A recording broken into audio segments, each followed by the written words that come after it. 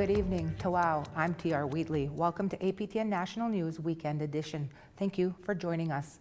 Following months of turmoil within the Liberal Party, Prime Minister Justin Trudeau announced his resignation earlier this week. He also asked the Governor-General to suspend Parliament until March 24th. Now the Liberal Party are starting the process of appointing a new leader. APTN Savannah Craig has the story. It has become obvious to me with the internal battles that I cannot be the one to carry the Liberal standard into the next election. And with those words, Prime Minister Justin Trudeau will step down as leader of the Liberal government. Trudeau said he will remain as Prime Minister until a new party leader is elected. I am a fighter, and I am not someone who backs away from a fight, particularly when a fight is as important as this one is. But I have always been driven by my love for Canada, by my desire to serve Canadians, and by what is in the best interest of Canadians. The resignation follows months of turmoil within the Liberal Party and a gridlocked House of Commons. It culminated with Deputy Prime Minister Chrystia Freeland's resignation in December. Freeland stated she had been at odds with Trudeau for weeks over the best path forward for Canada. When asked whether Freeland's resignation sparked his decision, Trudeau said he would not provide details. Anyone who's been watching politics closely over the past months will know that Parliament has been entirely seized by obstruction and filibustering and a total lack of productivity. Trudeau also asked Governor-General Mary Simon to prorogue Parliament until March 24th. Conservative leader Pierre Poilievre, whose party is leading in the polls, responded through a video posted on social media. They want to protect their pensions and paycheck by sweeping their hated leader under the rug months before an election to trick you and then do it all over again.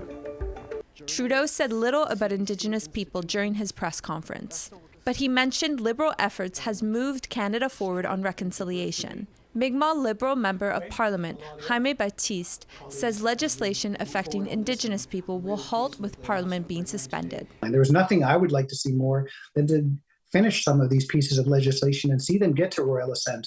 But with all three opposition parties saying that they're not willing to work with us, we're left in a position where these important pieces of legislation may die on the table.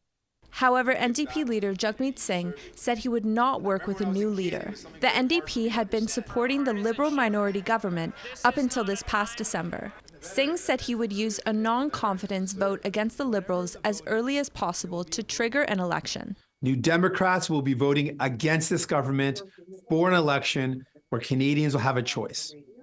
The Liberals have let you down. They've let you down again and again. It doesn't matter who the leader is, the Liberals have let you down.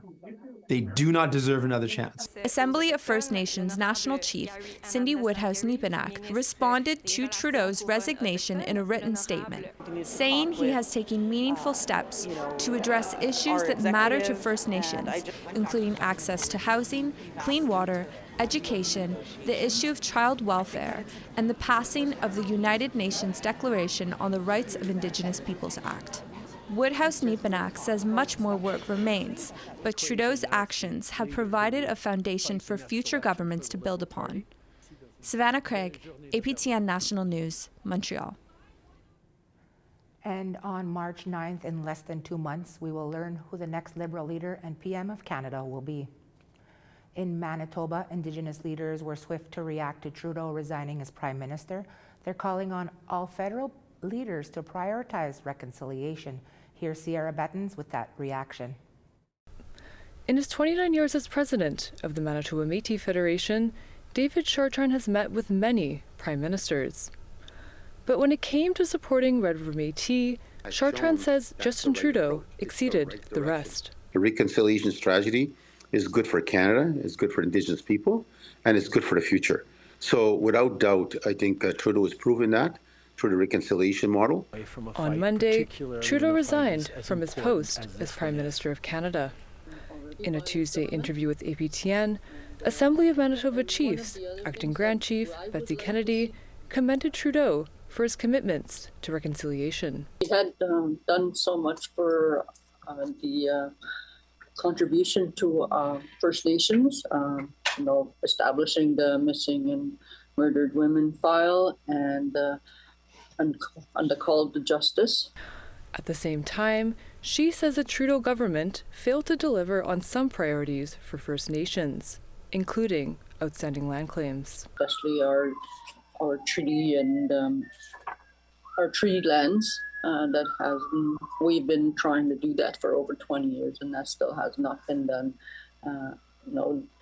And the infrastructure, especially our water, many of our First Nations are still under water advisory. Chartrand says advancing self-government for the Red River Métis and supporting the MMF's first-time home purchase program are among Trudeau's major achievements, as the torch is passed on to a new Liberal leader and potentially a new Prime Minister.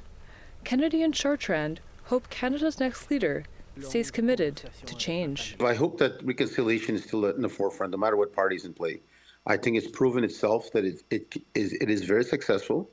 It's changed, as I said, tens of thousands of people's lives, Indigenous people, and that it shows that if you include the Indigenous people in the beginning, that there's less controversy, there's less fighting, there's less court cases that need to go on. For now, Parliament has been prorogued until March 24th, and Trudeau will remain the leader of the Federal Liberal Party until a replacement is chosen.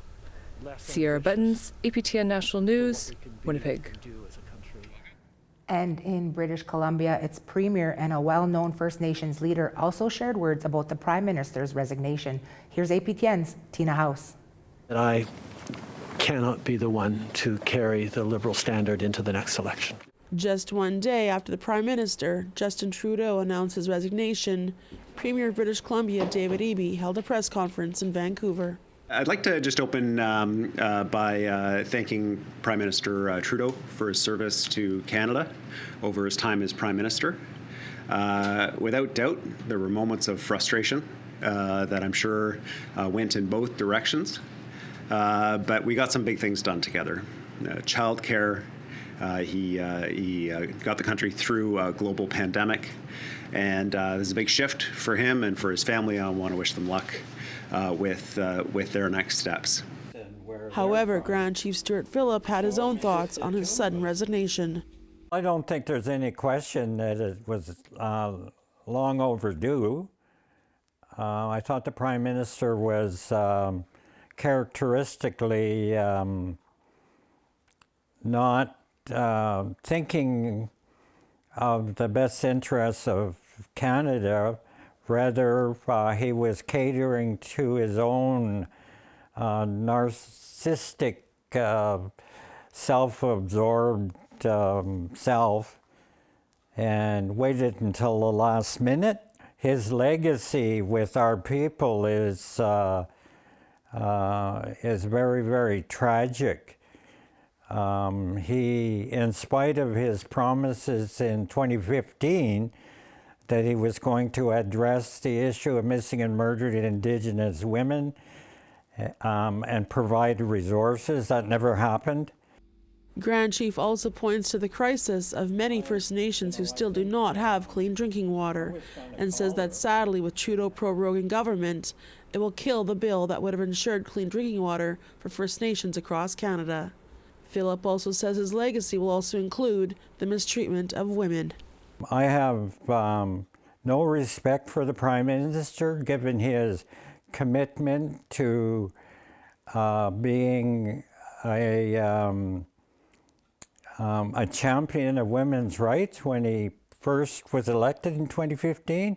When I think of how horribly he treated Jody Wilson-Raybould, that challenged him over the unethical, underhanded situation with N.C. Lavalin. And with Trudeau stepping down, we asked Premier Eby if this will affect their plan to advance reconciliation. I do certainly recognize that there are going to be some impacts on our initiatives in relation to our partnership with Indigenous people in the province as a result of the resignation of the Prime Minister, but my hope is that that work will be able to continue regardless of who is sitting in the chair of Prime Minister, and just to make sure that we're doing that critically important work. I've been quite public about encouraging our people, particularly women, to run for public office. We need to populate those, legislative centers of decision-making if we hope to change our world. Parliament will be called back in session in March. Tina House, APTN National News, Vancouver. Thanks, Tina. It's time to take a short break, but when we come back, we'll take you to the Yukon and find out what's happening there. You don't want to miss that.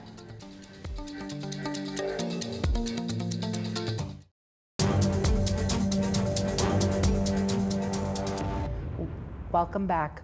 The nonprofit organization behind a downtown Whitehorse shelter is under scrutiny following a number of deaths.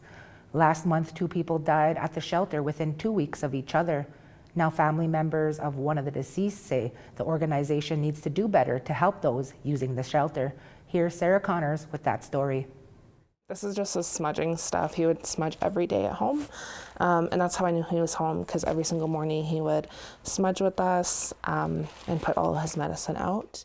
Nikita Bailey has fond memories of her stepfather, 56-year-old Leonard Capablanc. The Fort Nelson First Nation member lived at home with Bailey, though he would often visit the Whitehorse emergency shelter to socialize.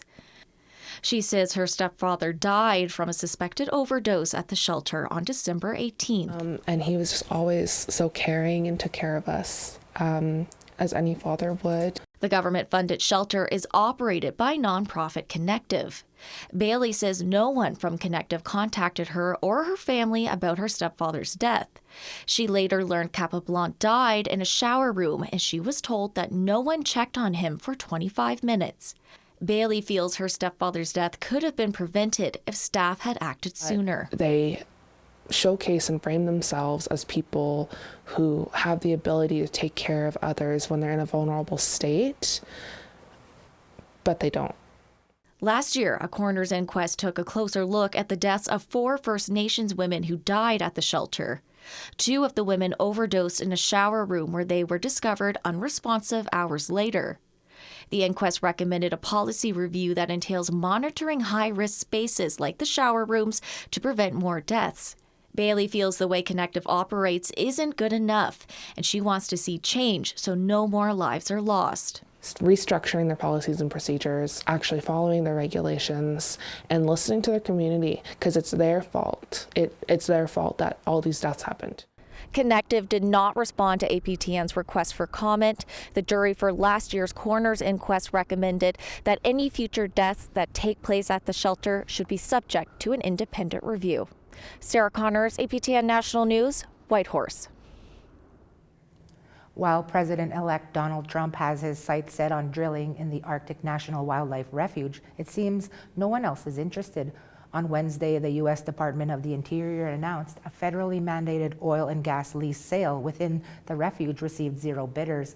The sales flop is great news for those who wanted to see it protected. Again, here's Sarah Connors. The Arctic National Wildlife Refuge in Northeast Alaska is home to over 19 million acres of pristine habitat for polar bears, musk oxen, and other wildlife. But a federally mandated lease sale earlier this week saw 400,000 acres of the refuge's untouched wilderness up for grabs for oil and gas development. No bidders came forward by Monday's deadline. We're excited and we're happy and we're pleased. I think it's good for us right now. Decisions that have been made. The Vuntag-Gwitchin First Nation in northern Yukon is breathing a sigh of relief. That's because the Arctic Refuge's coastal plain serves as vital calving grounds for the porcupine caribou herd. The Gwitchin in northern Canada and Alaska call the plain the sacred place where life begins. Any development on the coastal plain will have devastating impact on the caribou and our inherent rights and human rights as Gwitchin people. But during the last days of Trump's first presidency in 2021, he finalized a plan to open the refuge to oil and gas development. That sale generated only 1% of what was promised, and the few leases sold were later scrapped. It shows that Arctic refuge drilling's bad business. This environmental group says the lack of interest speaks volumes. It's not the way of the future, and smart companies are staying back. But the sale's failure doesn't mean the refuge is safe just yet. The state of Alaska is suing the Department of Interior about the amount of land for sale, claiming it was too small and therefore unattractive to industry. If successful, the lawsuit could open the door for Trump to redo the sale. Motorola says Trump may also very well try to push new legislation to open the refuge to development once he takes office. But there's also a chance that could backfire. It would be pretty wild since the first two were a complete disaster with no one showing up. I just think the handwriting's pretty much on the wall at this point. The Arctic refuge is not a place that should be an oil field, and industry will stay away. Wednesday's sale was the second of two mandated under Trump's 2017 Tax Act. The president-elect takes office on January 20th. Sarah Connors, APTN National News, Whitehorse. Thanks, Sarah. In Winnipeg, land defenders opposing removal of trees in the Lemoay forest are staying put after the property owner and developer attempted to access the land Wednesday morning. An injunction ordering the defenders not to impede access was also extended this week, but the land defenders remain on site, saying they wouldn't leave without police presence. With more, here's Sierra Bettens. Land defenders and members of the Coalition to Save Lemoay Forest have been stationed here since late December. They're fighting to stop the landowner, the Chochel Development Group of Toronto, from removing trees on what they say is sacred land. We are planning on stopping them to give us enough time to have a proper negotiation with police present. On December 31st, court granted an interim injunction ordering them to not impede access to the property owner's land. On Monday, the injunction was extended, but not expanded. On Wednesday morning, the developer's planner arrived with a large truck intending to access the land. He returned on two separate occasions with a bobcat. But the Coalition told him they wouldn't move until police arrived. I'm hearing them, but they're not moving out of the way of the equipment. Later, Transcona City Councillor Russ Wyatt announced that Councillor Marcus Chambers is filing a motion urging the city to expropriate the lands for a public park. My hope is that the owner of the property hears this, ceases and desists from his decision to cut the trees down, which is somewhat spiteful in the fact that he has not received an approval for development, in light of the fact that the city is now contemplating expropriation. Louise May speaks for the Coalition. She says they plan to file an injunction based on the Cemeteries Act. Past research commissioned by the Assembly of Manitoba Chiefs found approximately 1,500 burials in the Asile Rochelle Cemetery, which is in the Lemoay Forest. However, the exact location of the cemetery is unknown. There are at least 1,500 dead children, infants buried here. That needs to come to light, and there are likely thousands more. So there are 30 years where we don't have records of the deaths here. So that is, a major piece of St. Norbert history, Manitoba history, even Canadian history. However, Winthrop says the developer will continue to cut down trees in the Lemoay Forest. We're not looking to preserve the trees. We've told multiple times we're not preserving these trees. Why? Give an honest answer. Why? The honest answer is the landowner has got tired of everybody saying they're my trees. You should be forced to do something. So you're just going to cut down all the trees in spite? In spite? You don't own the trees. Doesn't matter if you own the trees or not. You don't own the trees. Why cut them down? We're moving on. We said for 18 months we are moving on. You have no development.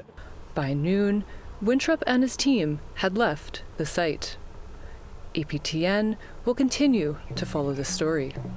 Sierra Bettens, APTN National News, Winnipeg. Time for one more break. Stay tuned for a sneak peek into a new APTN series about our connection to water. That story when we come back.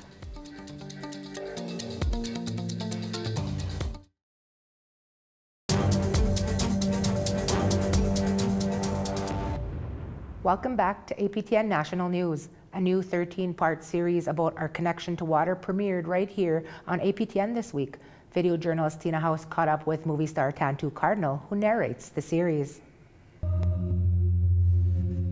Water Worlds pushes our imagination to go under the water and look at the world from the ocean's point of view.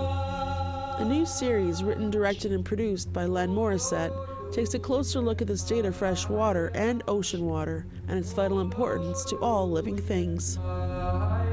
Episode 1 sets up the two-eyed sea and our stewardship, and we start off at Haida Gwaii and work with their guardians and watchmen.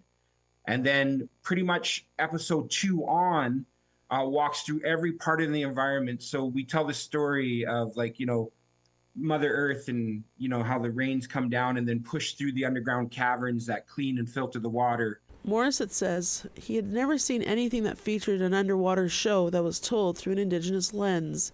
And to shoot the series, they started in Newfoundland and worked their way across the country. At the end of the episode, you can see how everything is tied together and how we're tied, you know, and the teachings with the killer whale, with the Wasanic people, and then how, you know, one will affect the other. He knew he wanted actress Tantu Cardinal to narrate the show, and she agreed to it. Tantu is a strong warrior woman, and she breathed life into the words of, like, the scripting, and just, I can't say enough about her. She's so awesome. She just trusted the path. We caught up with Tantu when she was recently at Vancouver Indigenous Fashion Week and talked to her about Water Worlds. Water World is water scientists working with traditional people and how they work together to make our water world healthier. And then kind of educating in a very easy, kind of simple way about what's impacting the water in the rivers, especially close to the cities. Cardinal also says working on the show gave her an opportunity to remember and relearn her traditional language. I don't consider myself Creek conversant, but I said, have a translator do it, and I would really love to see if that I can do this, you know. And what I discovered is because my my grandmother, spoke mostly Cree. And here all this Cree was in my head.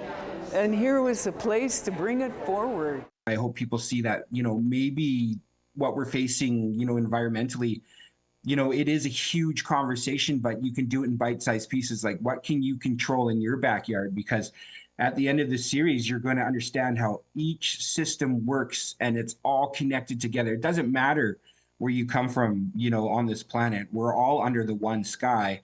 Water Worlds makes its world premiere on APTN on January the 9th. Tina House, APTN National News, Vancouver. Looking forward to that. That's all the time we have today from all of us at APTN National News. Stay safe. We hope you enjoy the rest of your weekend. I'm TR Wheatley. Hi, bye-bye.